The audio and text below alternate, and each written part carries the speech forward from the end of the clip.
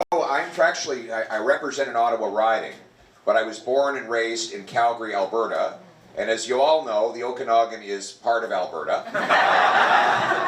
And so we used to spend a lot of time here when I was a kid. My folks were from Saskatchewan. They married in '77.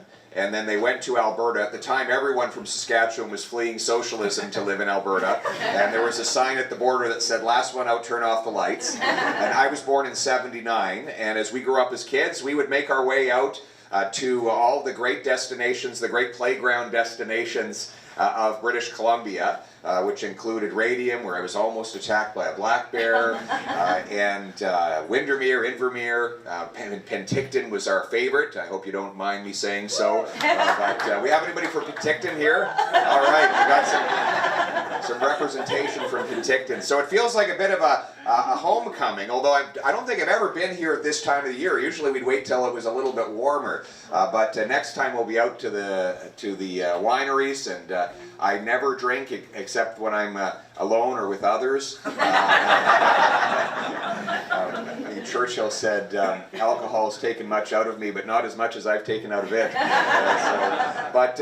Before I get started on my remarks, I want to give a great thank you to Tracy Gray, the co-chair of my BC campaign. Tracy has been a tireless fighter for our small businesses on Parliament Hill, particularly through COVID.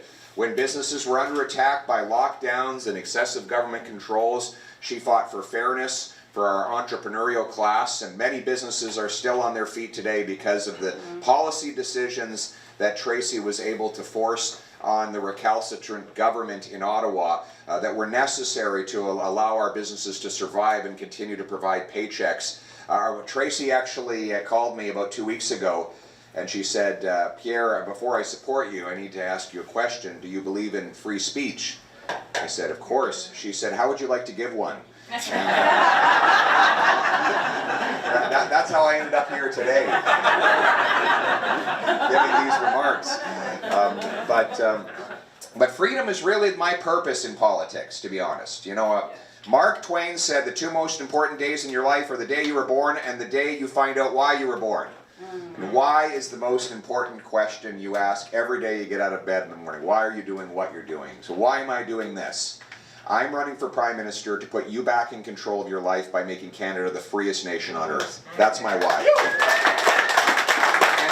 And here's why it matters. Here's why it matters. Because these days, and I think Nikki will agree with it, many of your employees will too, there is a powerful movement towards concentrating power in fewer and fewer hands. That's what has happened, right? The central government is a bigger share of our economy than at any time in the last 35 years. The government is now seeking to bring in the most extensive regulation of online speech that exists anywhere in the free world. There is no non-dictatorship on earth that has as much internet regulation and control as Justin Trudeau is trying to bring in. For example, he wants to bring in something called C11, which will allow the CRTC, a government bureaucracy in Ottawa, to determine what shows up in your newsfeed. So instead of algorithms that are programmed to favor what you want to see, you know, based on the system that the market has in place, where they recommend stuff they know you're going to want to watch, because that's how they make their earnings, it will be a government bureaucracy helping to write these mathematical codes that will put things in your inbox that government wants, in your newsfeed, the government wants you to see. And furthermore, the result will be to suppress many of the things you yourself post online, because you will not have a lobbyist in Ottawa fighting for your voice to be heard on the internet. Furthermore, they've got this proposal to address what they call online harms. Online harms. Now, this is not criminal activity. You know, everything that is criminal in the tangible world is already criminal online. These are words that the government considers by some vague definition to be harmful. And they want to create something called a Digital Harms Commissioner, right? You probably could leaf through your copy of 1984 and find that the Digital Harms Commissioner would have been an apparatchik in the top levels of the Department of Truth that existed in Orwell's famous classic. But what it effectively would do is concentrate again the power over what we see and say on the internet under these vague justifications of protecting Canadians from themselves. And we see this elsewhere, right? They have concentrated power over real estate. How have they done that? Well, local gatekeepers have blocked builders from supplying the market with affordable housing. It takes as much as 7 years to get a building permit. In Vancouver, it's $644,000 of the cost of every single unit of housing is actually government regulation. That's the delays, the fees, the charges, the consultants, the lobbyists, and the lawyers that you have to hire. And of course, all of that gets passed on to the consumer. Meanwhile, the central bank in Ottawa has printed $400 billion of cash, which has gone into the mortgage and financial system, and the super wealthy investor class have borrowed that money at ultra low rates to buy up housing, bid up prices, and shut the working class out of a home. So just the other day we were in Vancouver, I looked up the most outrageous listing I could find on MLS. And it was a $4.8 million shack, must be 50 years old, falling apart. And it is a teardown, maybe 1,000 square feet, I'm not exaggerating. 1,000 square feet for $4.8 million. So I called up the realtor and I said, how are you going to get 4.8 for this? And she said, well, they're going to tear it down and they'll be able to build 6 units on it. And I said, okay, well, let's do the math here. Divide 4.8 by 6, you get $800,000 of land costs alone for every single unit. Then you'll have about $400,000 of red tape, to be conservative. That's $1.2 million. And then let's say building materials. Again, let's be very, very cautious and say it's only, say, $200,000. $1.4 million for the privilege of living in a triplex. Now, here's the interesting thing. The average family could not afford that $1.4 million. I couldn't afford it, right? So let's think about this for a second. That old house was probably built about 50 years ago, and a family with a single income could afford that house. One guy, maybe he was a trucker or a pipe fitter or a welder, would have been able to support a family and buy that big patch of land and that little house for himself, right? Now, even when you divide up his land 6 ways, the average family cannot afford it. I have a buddy whose family came from Italy to Ottawa in 1974. They bought a little bungalow, they paid it off in 7 years. Dad paved roads, Mom made sandwiches at a senior's home. And somehow they managed to pay off the mortgage in 7 years by saving and being responsible, right? My friend's son, or their grandkids, will not be able to afford that house, even though they'll have a university education.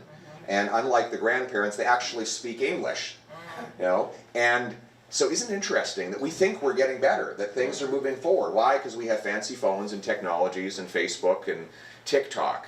But ironically, when it comes to real estate, we're moving further and further behind.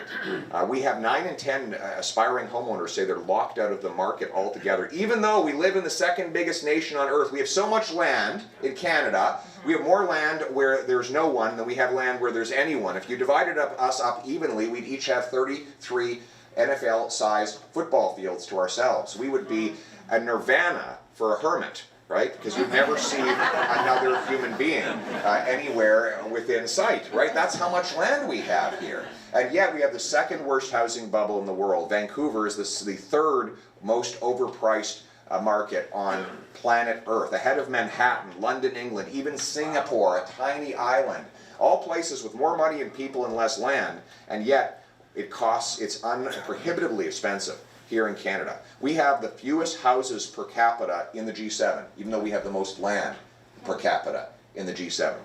And what is this? It's the gatekeepers, preventing others from enjoying the same opportunity that they have. And then it's good for them, right? Because if you restrict the supply, then those who own already are more prosperous, right? If you're on the right side of the gate, things are really good right now for you. You're getting richer and richer as the government inflates your assets by blocking supply and inducing demand with relentless money printing. Again, concentrating wealth and power in fewer and fewer hands. And we see First Nations who want to escape poverty by developing resources, blocked from doing so. The Northern Gateway Pipeline had the support of 32 of 40 First Nations along the route, blocked by government. The Tech Frontier Mine had the support of all 20 First Nations around it, blocked by government. countless examples of where First Nations would like to develop resources for paychecks for their people and self-reliance for their communities, but gatekeepers in Ottawa prevent them from getting ahead. And so here we have this gatekeeper economy that seeks to protect the privileged of the few, while blocking the opportunity of the hard-working many. It's almost like the old feudal system, you know, where this whole class of people will be renters. You know, that's how the feudal system worked. You'd have a landed aristocracy and then a renting class that would pay the bills of that aristocracy with no hope of ever owning anything for themselves. So what are we going to do about this? We're going to reverse centralization, and we're going to bring in decentralization, decentralized power into the hands of the people. We'll remove the regulatory gatekeepers. So I will repeal the anti-energy law, C-69, so that we can build pipelines and mines and develop natural gas and export our nuclear energy so that we become an energy powerhouse in this country and take dollars from dictators and turn it into paychecks for our people. We're going to do this right across the country. I'll give you an example in Newfoundland. Right now, they have a proposal to pipe natural gas from the Jeanne d'Arc oil field to the coast and reduce the temperature to minus 161 degrees Celsius. Because that's how you turn a gas into a liquid for shipping, right? And we have an advantage for that in Canada because we have lots of cold weather. It's our most abundant resource. And so we actually, it's true, it's actually a reality. I've checked with the engineers. It costs 25% less to liquefy natural gas in Canada just because of the weather. Because down the Gulf Coast, they have an extra 30 degrees they have to eliminate. Same is true in BC. We can do that here. And we have this cold weather.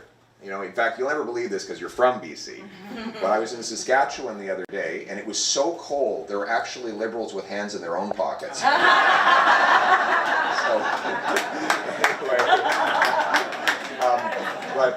But the Newfoundlanders, their plan is to liquefy the natural gas, put it on a ship, send it off to Europe to help break European dependence on Russia so that they no longer have to send their cash to a dictatorship that is using it to invade other countries. And wouldn't that be great for our environment as well? We could liquefy natural gas using our abundant hydropower here in Canada, and here in BC we could ship it off to Asia to shut down foreign coal fire plants. And we have 1,300 trillion cubic feet of natural gas right under our feet to do that. We have the most abundant supply of uranium that we could be exporting at civilian grade to set up nuclear power around the world, also to reduce emissions. We have abundant supplies of lithium, graphite, cobalt that could also be used to build electric car components. Right now, we're bringing those in from China, where ironically they burn coal in order to make it. Right? We could make that right here in Canada if we become a place where you can get a mining permit within 18 months instead of within 7 years. We're going to remove the gatekeepers so that we can unleash the production of those resources. And on housing, I'm going to tie infrastructure money to the number of completed housing units in big cities. So if you're a big city politician, you want more infrastructure money, you're going to have to see more housing built, period. We will measure the number of doors that come onto the market, and for each one of them, you'll get more infrastructure money. So how do you do that? You get your gatekeepers out of the way, you make this the fastest place on earth to get a building permit, to throw up affordable housing for our young people. Pretty simple, right? And if you want money for a mass transit project, you're going to have to approve mass housing projects right next to each station. So our young people who don't have cars can simply walk out the door and get on the transit. And they can do so affordably. And finally, I'm going to sell off the 15% of the 37,000 federal buildings that were underutilized before COVID and now with remote work are completely empty. We're going to sell those off so that they can be converted into housing, and we're going to unleash the construction and conversion to provide over 1 million new affordable houses for our young people right across this country. Wow. Yeah, it's pretty simple. Stop printing money, start building houses. It's pretty simple, right? That's how we're going to bring the price down. And speaking of money printing, 1 in every $5 in the economy today was printed in the last 2 years. You wonder why we have 30-year highs in inflation. More money chasing fewer goods means higher prices. If you have an economy with 10 loaves of bread and $10, it's $1 for each loaf of bread. But if you double the number of dollars to 20 and keep the same amount of bread, well, then it becomes $2 per loaf of bread. Well, things are getting more expensive because we have more dollars chasing over fewer and fewer produced goods here in Canada.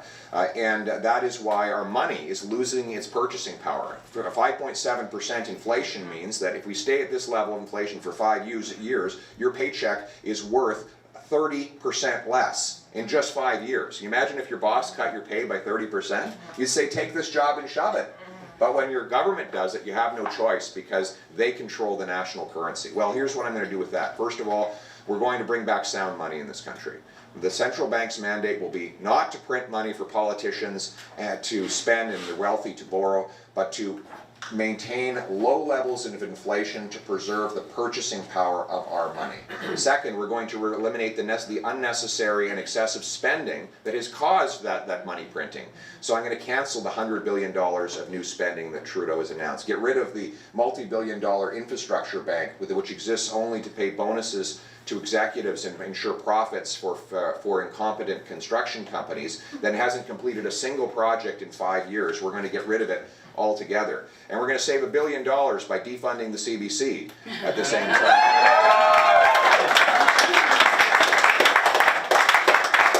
So the second thing we're going to do to bring down prices is eliminate the federal Liberal carbon tax. Because that carbon tax is meant to triple, and even in British Columbia, where you have a provincial tax, that will go up to 3 times, more than 3 times what it is right now, unless the federal mandate is removed. That would make fuel and other energy impossible for many consumers, and many of the natural resource projects would not be economical if you have that carbon tax in place. So I'm going to axe the carbon tax. I'm also going to give you monetary choice, freedom to choose your own money. And this is what I mean by that. Right now, it is legal to use other forms of money in Canada. You can choose to use Bitcoin and related technology if you want to. You're not required to. It's not considered legal tender, but it's perfectly allowable if buyers and sellers agree to use it as a means of exchange. And I just did that the other day. I bought a shawarma with Bitcoin. I was in London, Ontario, and get this. Are there any retailers here? Any retailers? Restaurant owners, or you got a coffee shop, anyone? Yeah, how much do you pay to the credit card companies when you actually do a transaction? Percentage? 1.8%. 1.8%. Okay, so get this. I bought this shawarma. It was a $10 shawarma. It was fantastic, by the way. And it cost 0.06 cents in a transaction fee. So far less than than the vendor would have paid if he sold me the sandwich with a credit card. And it was instantaneous. It traveled across what's called a lightning network. And Bitcoin is actually a really fascinating idea. What had happened was, after the financial crisis, when the bankers and the politicians destroyed the American economy through their irresponsible behavior and basically got off scot-free, this anonymous programmer designed a system of money that was controlled by no one, because it was on an international blockchain. Anyone can join, and any transactions have to be verified by a majority of the processing power on the network. And because the people who are on that network don't even know each other, it's impossible for them to conspire to manipulate the supply or the transactions that occur. It is a peer-to-peer transaction with no intermediary. There's no middleman on the transactions. And ultimately, there will only ever be 21 million Bitcoins, whereas we don't know how many dollars there will be. There's about 2 trillion right now and growing. And in America, there's about 20 trillion US dollars and also growing. Well, that can't happen with Bitcoin. Now, I'm not telling you to buy or not buy Bitcoin or any other asset or investment, but here's what I am saying. Canadians should have the freedom to opt out of our monetary system in favor of other kinds of money. If government is going to ruin our money, people should have the freedom to choose other money. Yes. And so I will reject a China-style ban on Bitcoin and make sure you have that freedom into the future.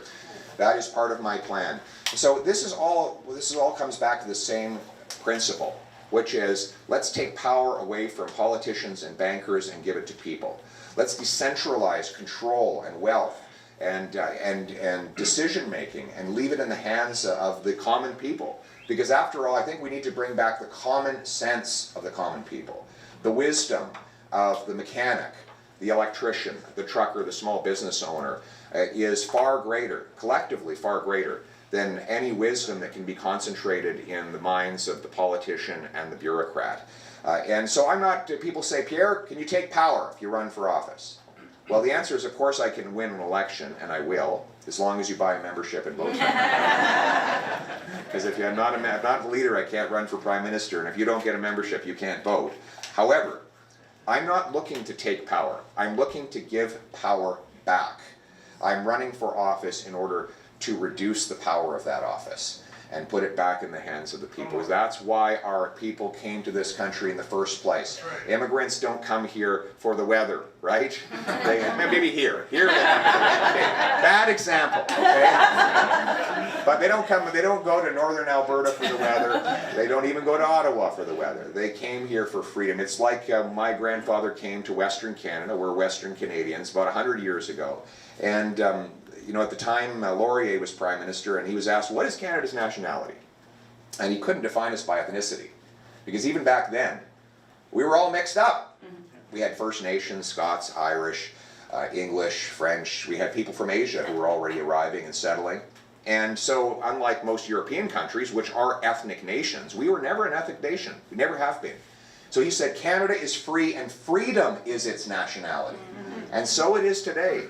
Freedom is our nationality, and that's why 300,000 to 400,000 people choose to come to this big cold patch of land to carve out a little piece of paradise for themselves, right? And so in the words of the great John Diefenbaker, I say, I am a Canadian, free to speak without fear, free to support what I think right, free to oppose what I believe wrong, free to worship God in my own way, free to choose those who shall govern my country. It is this heritage of freedom I pledge to uphold for myself and for all of mankind. Thank you very much.